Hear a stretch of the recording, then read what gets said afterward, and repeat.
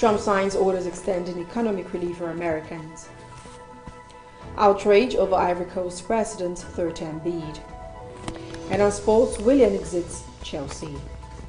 This is world news at this time. You can watch this broadcast by live streaming on YouTube and Facebook at Television Nigerian. I am Susan Achin. President Donald Trump on Saturday signed executive actions extending financial relief to Americans hit by the coronavirus pandemic, as polls showed a large majority of voters unhappy with his handling of the crisis.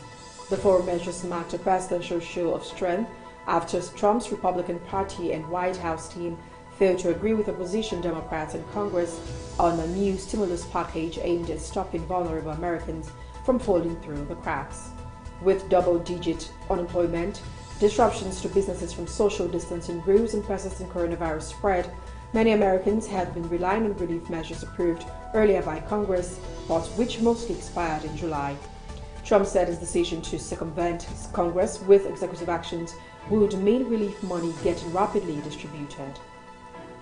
The Japanese city of Nagasaki on Sunday commemorated the 75th anniversary of its destruction by a U.S. atomic bomb, with its mayor and the head of the United Nations warning against a nuclear arms race.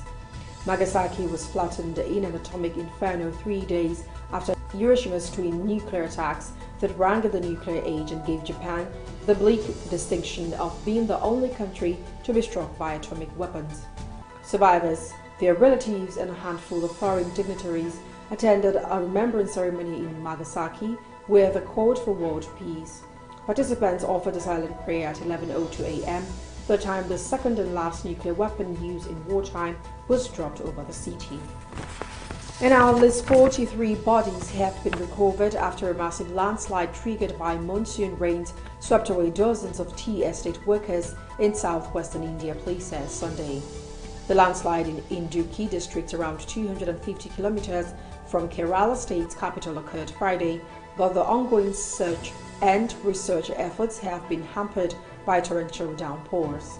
The toll rose to 43 on Sunday afternoon, Idukki District's police chief R. Karupasamy said.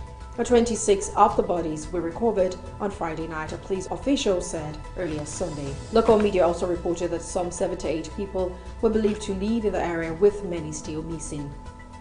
And now moving on to Ivory Coast, President Alassane Ouattara's decision to run for a third term in October's presidential election triggered outrage on Friday among opposition and civil society groups, labeled it a coup that risked tipping the country into chaos. Ouattara, in power since 2010, said in March that he would not run for re-election, which the opposition has strongly maintained he was unable to do anyway because the constitution limits presidents to terms.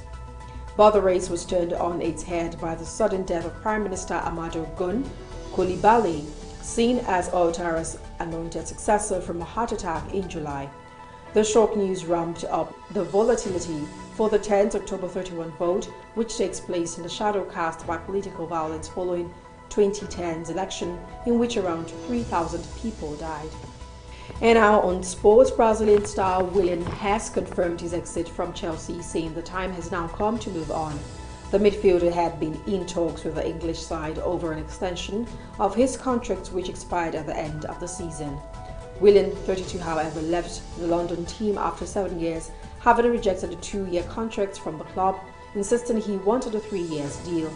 While thanking Chelsea fans for their love and support during his stay at the Stamford Bridge, the Brazilian admitted that the criticism he got at the club drove him to give his best.